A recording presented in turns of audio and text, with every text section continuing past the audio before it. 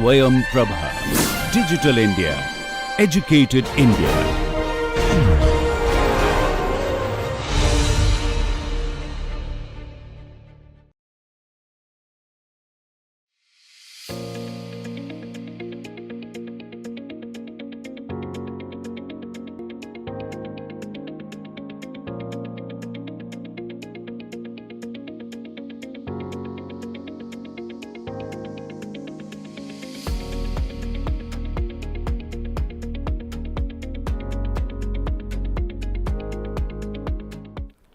A warm welcome to all.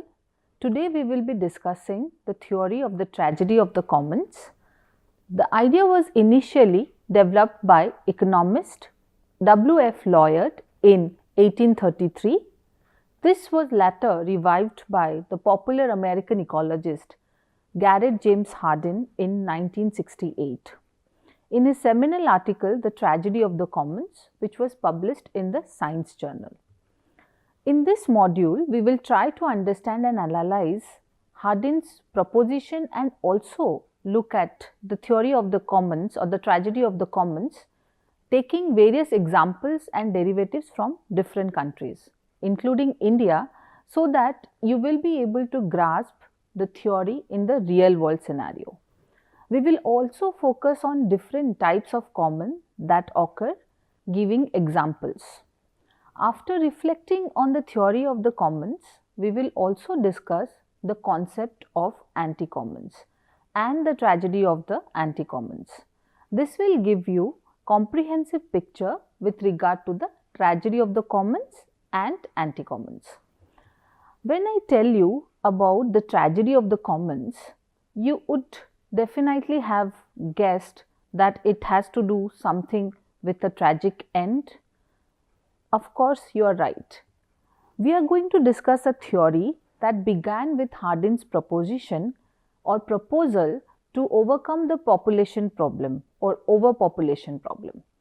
But it had so many interrelated aspects and issues in the theory that it is widely used to understand why resources degrade or degenerate over a period of time.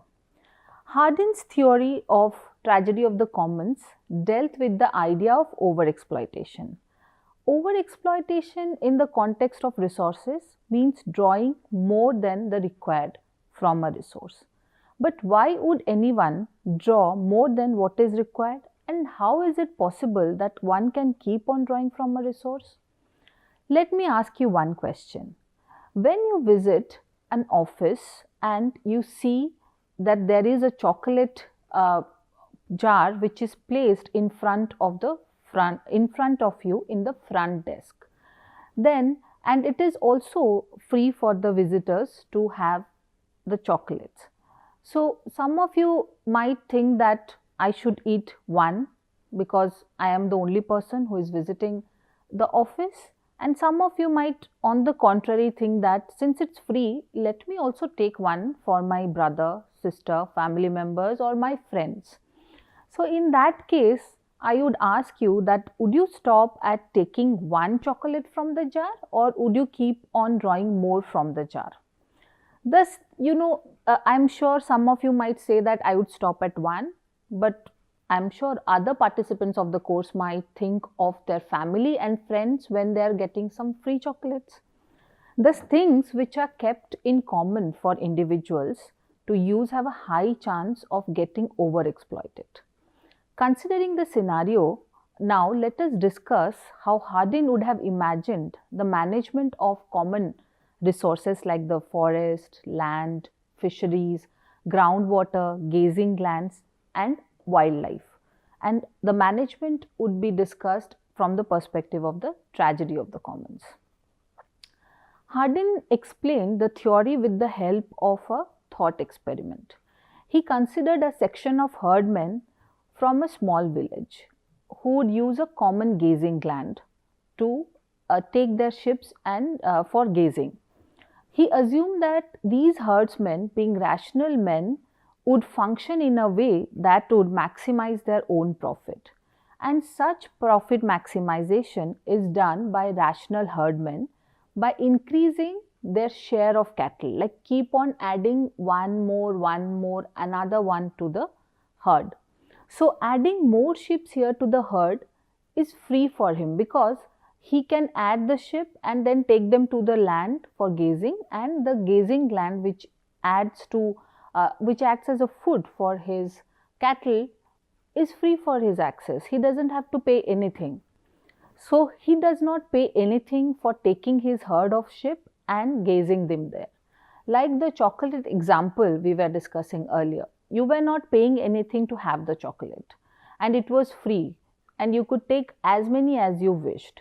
So however, if we look at the entire example, like taking the chocolate can or the grazing of the cattle or the sheep in a free or open access land, then we would find that the overuse is something that might be possible, or the entire process of overuse of freely accessible grazing land is something that can only benefit few.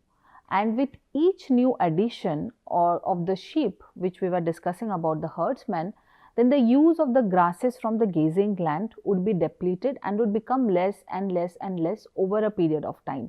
Similar with the jar of chocolate. If you keep on drawing one and another one and another one for your family and friends, then you might find that the chocolate jar is emptied at the end of the day. So Hardin believed that the herdsman, while utilizing the resources, will be posed with two questions. Number one, that is either to get a positive increment by the utility that adding another grazing animal creates, or to incur a negative increment created by the overgrazing of one additional animal. According to Hardin, all herdsmen, being rational, will decide to maximize their profit, and the idea of profit maximization will contribute to the degradation of the resource, since it is limited in nature. The rational herdsman will always select the easier method of incurring profit, that is, without spending anything, getting or deriving more from the resources. So here, adding on one animal or extra animal to his herd without contributing anything or without managing the common resource, that is the land. So this attitude is replicated by most rational herdsmen, and which tend to further lead to the degradation of the resources, and according to Hardin, further creates the tragedy of the commons. And over a period of time, the degraded resource here, the grazing land, will not be available for anyone or any herdsman need. So Hardin explained that the idea of using any natural resources as commons could work successfully only under certain circumstances, like when the population is under control or under check, and when the animal counts could be kept under check. According to him, it was possible when there were frequent wars, when science and medicine was not that advanced, so we as human race faced a lot of diseases, and the spread of diseases led to the decrease in the population, or when poaching was rampant, which also kept the check on the animal count. But with the establishment of social stability and the commonly acceptable rules, the threat of landed over the resources. Hence lies what Hardin explains as the tragedy of the commons. The freedom to gaze a herd of sheep without contributing or without having any rules and regulations to follow, according to him, creates or explains, he explains how that freedom in a common brings ruins to all. Some of the example of tragedy of the commons in resources in the present context are visible in form of deforestation. Here, overexploitation of the earth's resources or forest had enormous consequences on the environment. As a result, the lack of resource management, our forests have disappeared at a rapid rate and over the last few centuries. Animal extinction, similarly, if we see, then here overfishing and overhunting are examples of resources being depleted by human beings or individuals because they act for their own self-interest. They kill animals for their horns, for their skin, for their leather, and fishing or over hunting actually leads to the animal extinction. When we look at the climate change, for example, which I'm sure all of you must have heard and must have read, then the global warming is on some level a result of the tragedy of the commons. As government, corporates, the non-governmental organization and individuals fail to consider the cumulative effect their action could have on the environment. While giving the example of the herdsmen and the herd of sheep, we discussed how overconsumption and drawing from the resources lead to the tragedy of the commons. But interestingly, when we analyze, we can find that not only overdrawing but also over dumping into the resources can lead to the tragedy of the commons. According to Hardin, the tragedy of the commons also occur when, in place of taking in, we start dumping into or add on to the commons. This can be understood with the example of pollution.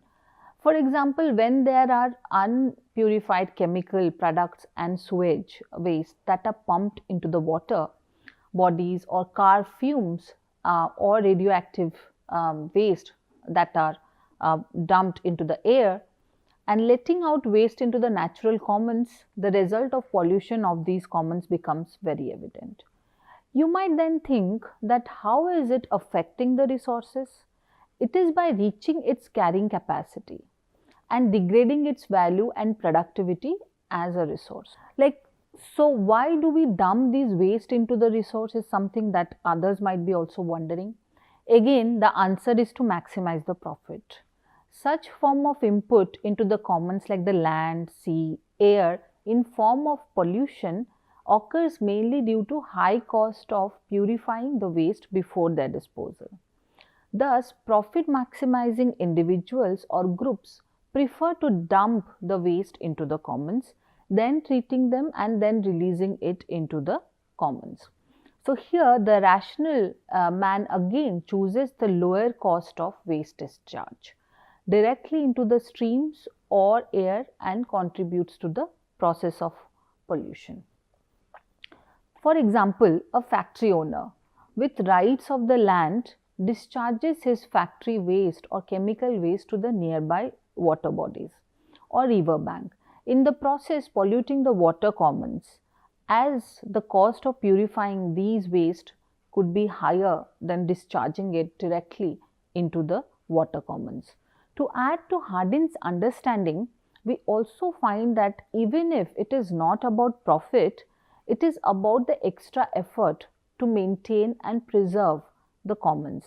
Individuals are reluctant to do so in the present context because again it is not a property that they own, or it is not a private property, it is a commons.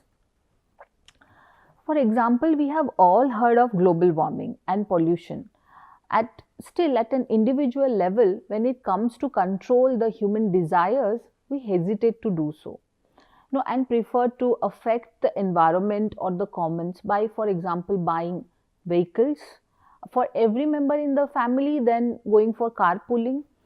Throwing garbage in the common land is something that we do often, and thus what Hardin was proposing as a solution to the tragedy, like the limited number of people who are polluting or providing natural biophysical processes to be active and cleansing themselves, seems reasonable in this scenario. As the expansion of population causes an overload, leading to the negative outcomes of the overpopulation in the form of pollution, further adds to what Hardin was suggesting, the tragedy of the commons. Due to such consequences, Hardin considered the freedom to breed is not justified. However, scholars have criticized Hardin on this, as population for them cannot be the only reason that the tragedy happens to a resource or to a commons. Hardin also came up with suggestions to avoid the tragedy. Let us examine them. To manage the commons, Hardin believed that there needs to be a proper legislative forces that should comply in the process of managing the commons. Like some authority should be set up for controlling at the managerial powers. Second, thus to legislate the temperance, administrative laws according to Hardin must be put in place. Additionally, to manage the common, Hardin states that there needs to be existence of a form of mutual coercion mutually agreed upon, and where people directly decide on bringing in collective or coercive power to check the activities of each individual and especially the lawbreakers.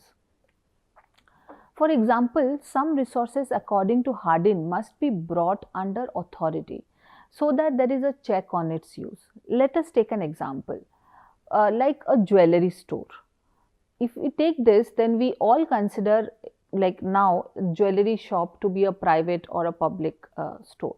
But if we consider the jewelry store as a commons, then the act of robbing the resources or the jewelry that are stored in the jewelry store would not be considered illegal, as the jewelry store would then be treated as an open resource and anybody is free to come in and take from that resource without any social control or social arrangement, like the chocolate jar we were discussing, or the pasture where the herdsmen were taking their sheep or cattle. Thus, there needs to be laws set up by the government to govern its use and rules that should be mutually agreed upon by all. And if violated, there are sanctions or punishment for the same. Thus, it is agreed that the jewelry stored in the jewelry shops are not common and robbing them would bring in punishment for the offenders.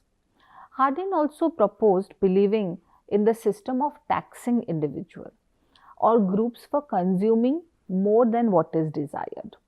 I am sure all of us know about the fine that we have to pay if we park our vehicles in a no parking zone.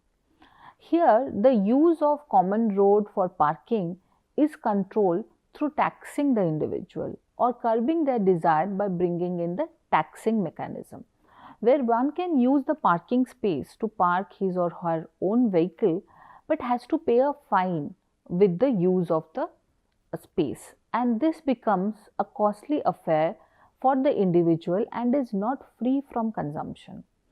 Other examples could also include metered parking, where you can park your vehicles at the designated areas, but at the same time you have to pay certain amount to use that space.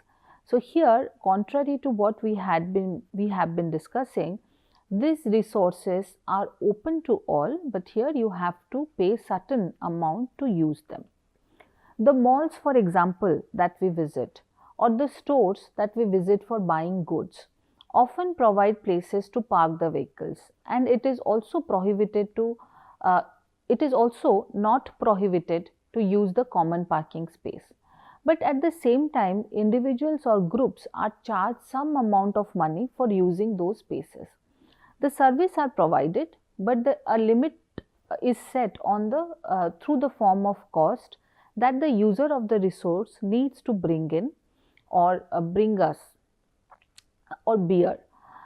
Here it directly indicates what Hardin was proposing, that there are no free lunches.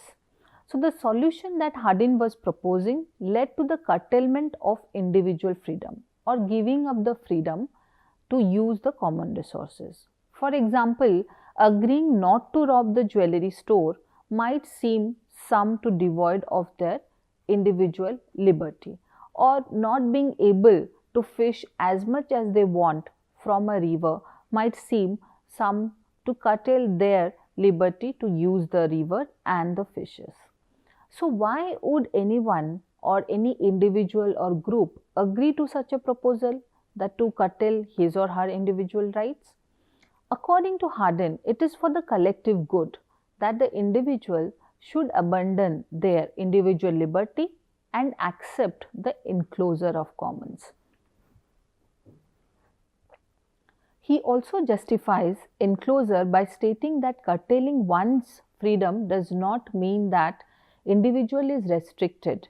Rather, by curtailing the individual freedom, what Hardin believes is that the individual is made more free.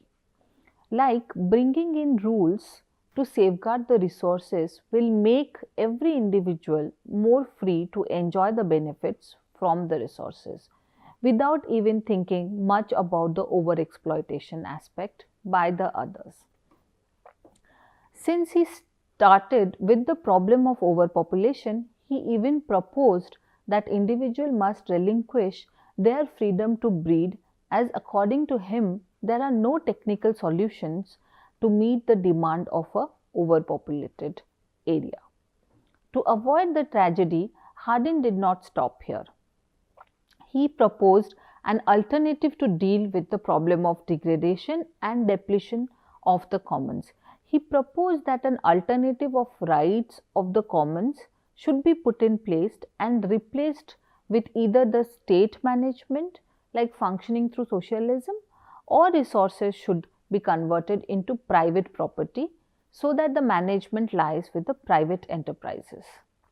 This perspective, as pointed out by Massimo De Angelis and David Harvey in the chapter The Commons, highlight Hardin's inclination towards creating enclosures and seizing the common property wherein the lack of execution of the two above ways of managing the common resource will lead to what he claims is the tragedy of the commons.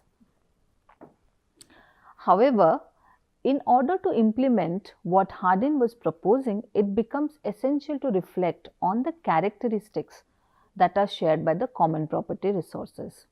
This will help us to analyze if his ideas can be imposed on every resource system.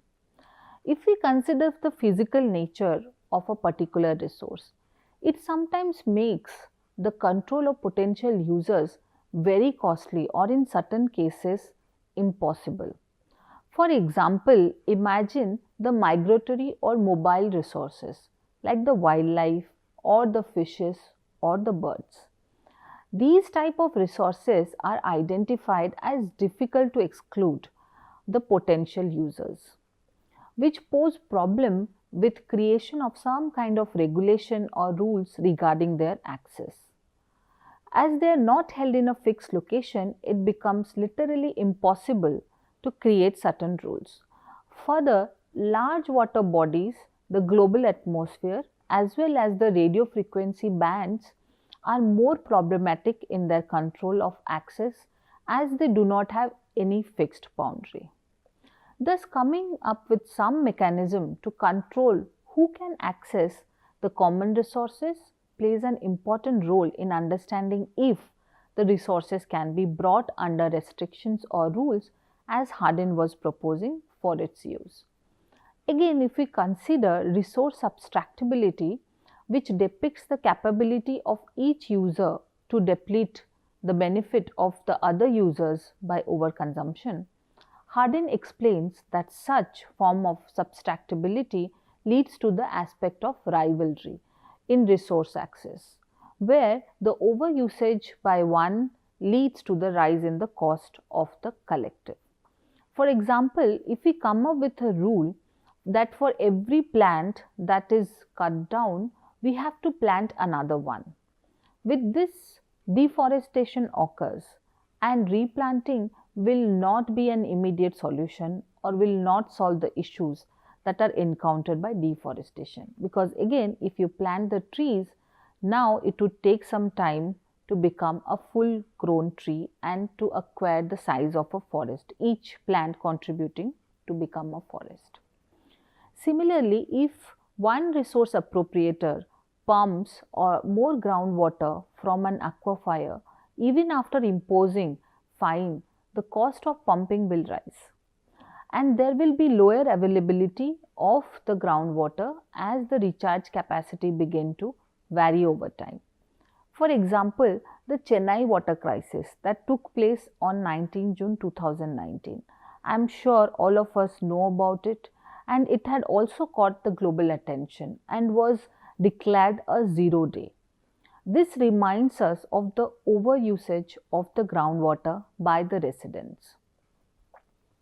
Similarly, unsustainable extraction of the groundwater resources in Tamil Nadu, Chhattisgarh, Goa and Rajasthan are causing a decline in the water levels. Hunting animals or killing birds for their horns or other products are leading to creation of endangered species. Reduction in the forest stock lead to resource subtractability and rivalry in consumption. Thus, imposing restrictions in some cases might not work as was visualized by Hardin.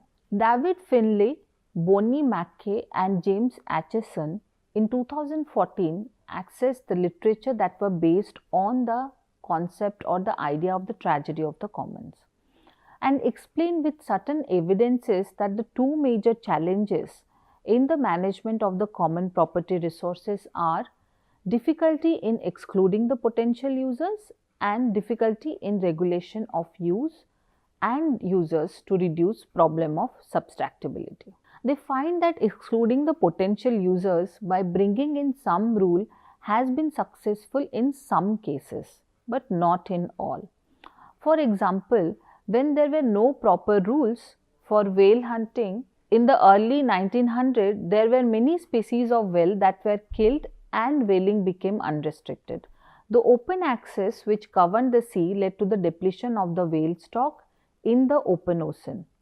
This concerned many countries and the International Convention of the Regulation of Whaling was established in 1946.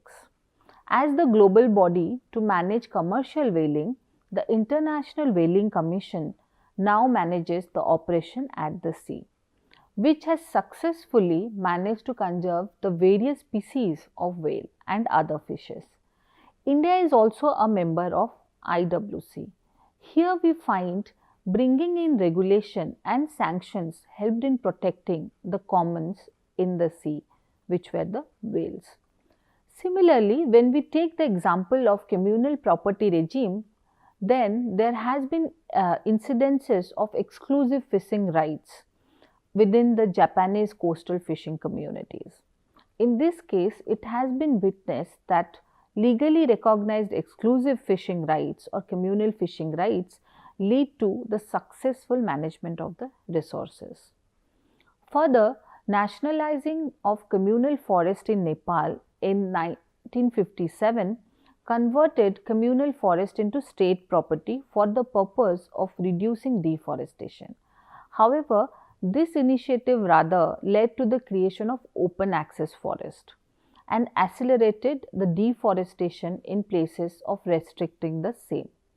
Additionally, there are also instances or issues of exclusion of the pre-existing communal users. Villagers who use the forest resource as community were stripped of their rights and suffered due to the law capture, and finally succumbed to the creation of de facto open access.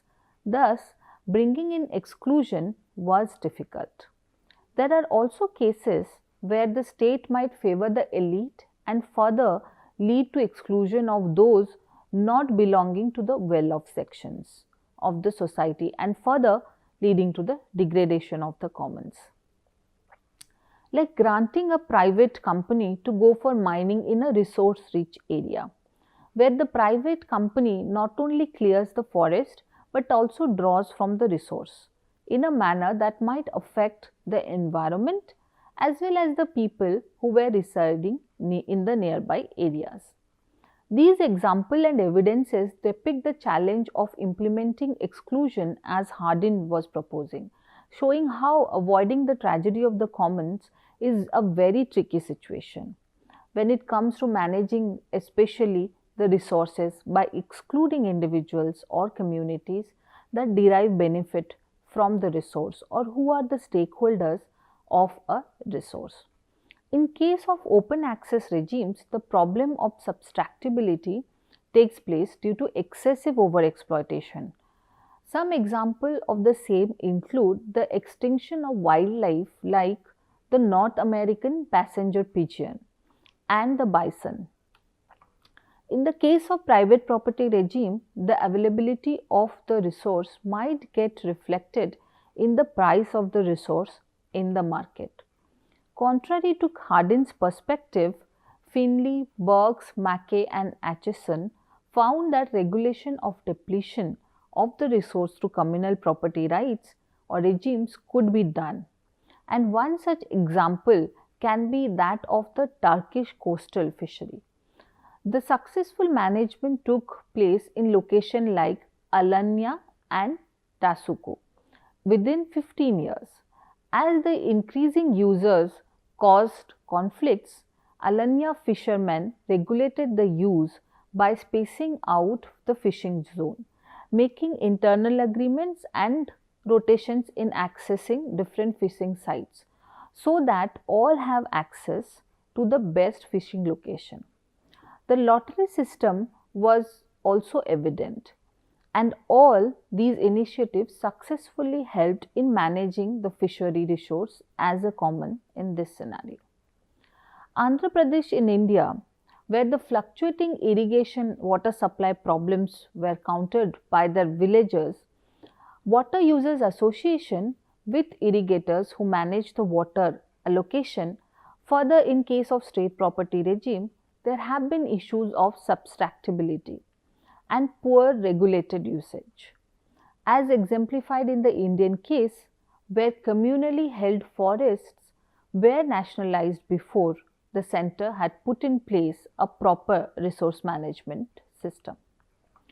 The above analysis depicts that there is a lack of one-to-one relation between the property rights regime and the outcome that was put forward by Hardin, where the aspect of such institutional arrangements also needs to be understood in order to understand the exclusion and regulation of the use.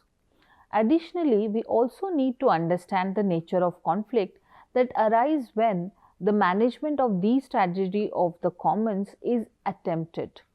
As explained by Adams, Walkington, Dyson and Vera in 2014, the stakeholders of the commons have their own set of resource management problems, which differs among different stakeholders, and as a result, there occurs the situation of conflict among them. They provide fuel load crisis example to prove their point. In the 1970s and the 80s, fuel load crisis was perceived in Asia and sub-Saharan Africa. Social forestry projects were formulated to initiate the tree planting to compensate those shortages. However, research showed that assumption of the fuel wood shortage was flawed. Thus, the identification of the problem, which was considered to be the fuel wood scarcity by the planners and the donors, was indeed a situation where the farmers were trying to secure access to the sustainable livelihood and increase their land and labor resources. From these cases, it becomes evident that scholars and policymakers should pay attention to the knowledge which helps different stakeholders to identify their problem. As explained by Adams, Walkington, Dyson and Vera, the knowledge of empirical context as perceived and obtained by the local actors, the knowledge of law and institution, and belief, myth and ideas which also influence the nature of problem definition when comes into the management of common resources. All of these deeply influence the perspective of different stakeholders to decide on the problem definition of the resource use. In this context, cognitive conflicts do occur, and policy dialogues need to be open to understand the plural perspective of different actors to provide solution for the resource management problem. Otherwise, there occurs superficial policy formulations that might fail to target the actual audience or the actual problem at hand. Let us take a deeper look into some of the examples in form of tragedy of the land, water and air. The first example comprises of the tragedy of the land commons, dealing with the case of Singur and Noida. Land grabbing cases of Singur and Noida are evidences of the problem of the tragedy of the commons. In 2006, in Singur, West Bengal, the state government gave away 997 acres of land to the Tata Group for setting up companies to manufacture the low budget cars. According to research, the land was forcefully acquired with further blame put upon the farmers for encroachment.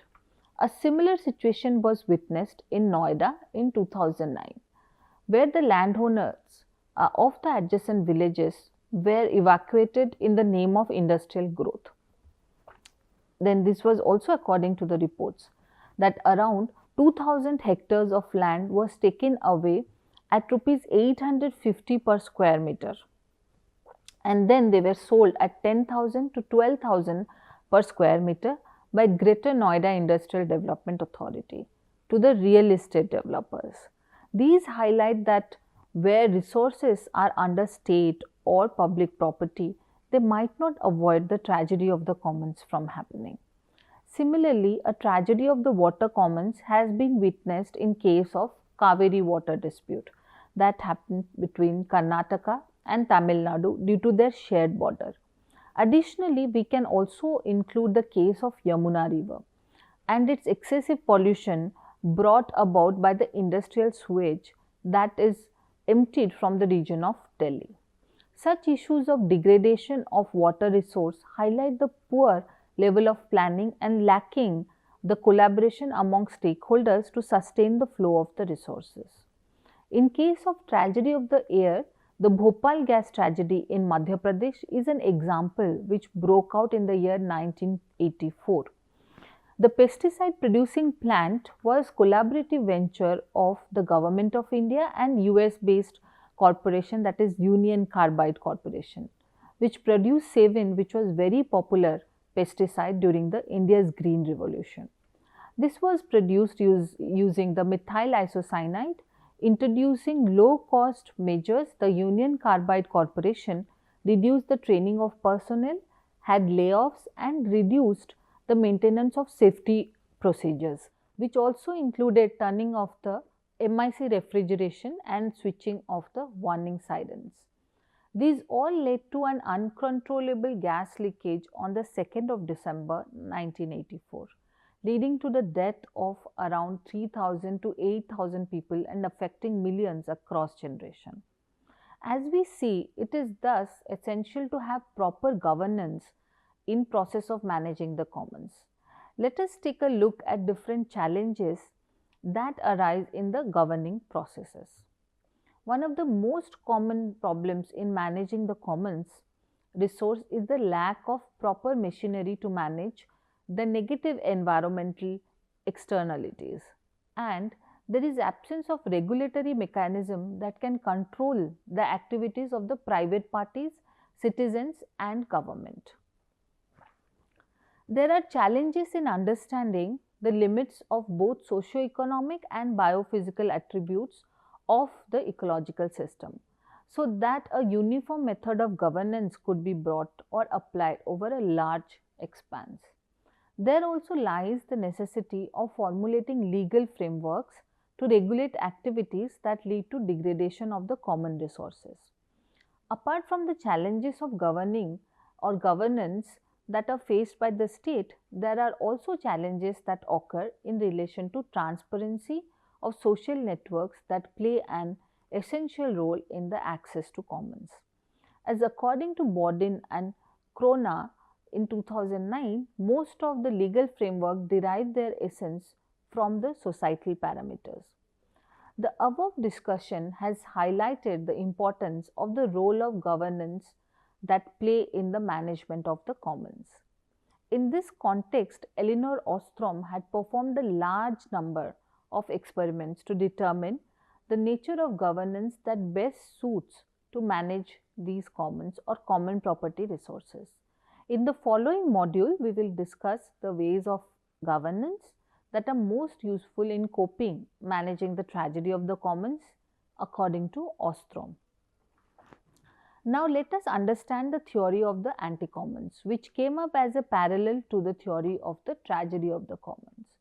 The theory of anti-commons has been introduced by Michael Heller to explain the economic situation of Moscow, Russia in the post-1990s period.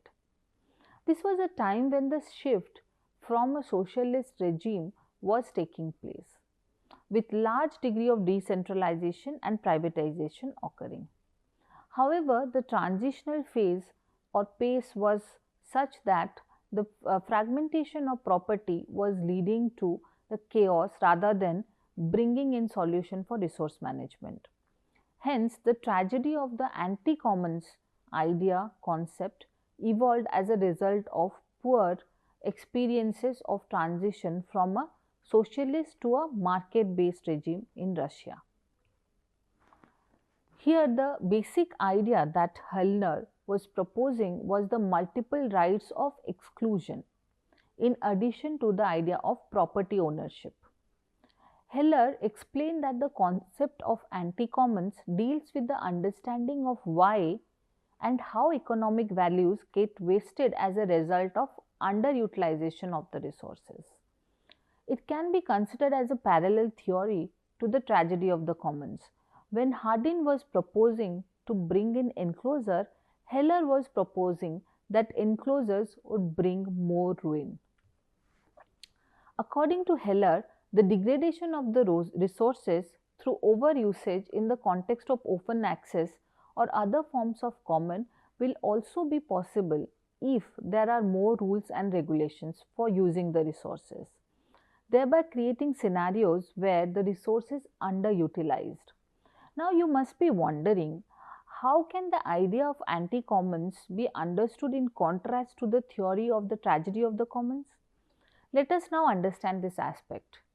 Imagine that you and your friend want to play cricket in a playground. But in order to use that ground, there are many rules and qualities that you and your friend must qualify. Like you must have played in the game at the district or the state level. Having this qualification, you must be a member of the club and then seek permission from the company that is managing the playground. Further, you have to look or book the slot for playing on it. Having all these rules and regulation makes this playground difficult to use in contrast to a playground where you can just go in with your friends and play anytime without meeting any criteria, thus discouraging the use of the playground to its prospective users. According to Buchanan and Young, which they mentioned in the article, Symmetric Tragedies, Commons and Anti-Commons, the measurement of the tragedy of the anti-commons is done through the non-realized economic value, that is result of under usage of the resource. Here we are encountering another form of dilemma which we face. If we follow Hardin, what suggested, bringing in private property regime into the commons further reduces the size of opportunity in case of the playground. The more the number of persons or firms assigned to multiple rights to exclude others from using the playground, the less the usage of the playground comes into the picture. The tragedy of the anti-commons, we encounter two rights. One is the right to exclude, which is vested in the owner of the property, and the right to usage, which is acquired by the user, does not give the user the right to exclude anyone. In this context, Buchanan and Young explain that the tragedy of the commons deals with the usage side of the model, where an additional unit of input by the user degrades the production or productivity of the other users of the commons. Like the whaling example which we were discussing. In contrary to this, the concept of anti-common deals with the exclusion side of the model, where a person or a firm may reduce the users by bringing in the cost of usage. Therefore, as there exists the right to exclude, a lack of usage also leads to potential resource wastage as well. Michael Heller and Rebecca Eisenberg, in their article published in Science titled Can Patents Deter Innovation?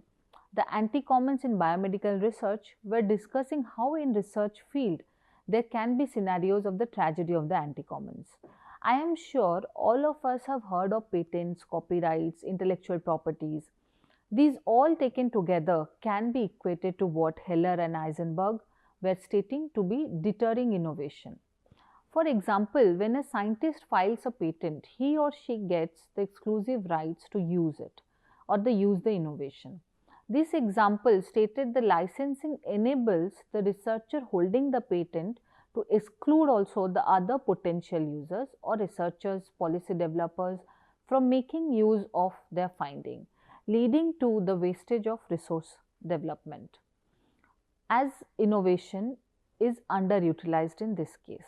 We will discuss in detail about the cases in the upcoming weeks with the real life scenario where you can identify how anti-commons tragedy take place in the real life scenario. To summarize, the broad ideas that we covered are two-folded regarding the resource use.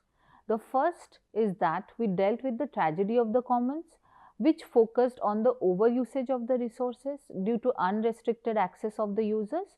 And second, we analyzed how restricting access to the resources lead to their underuse from multiple exclusion rights, causing the tragedy of the anti-commons.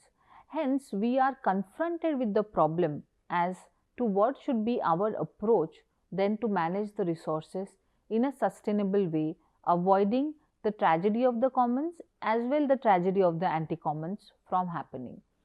We will discuss about all the possible solutions and issues in the upcoming weeks with proper example, and till then, I will leave you with this idea and thinking about how we can manage and govern the resources.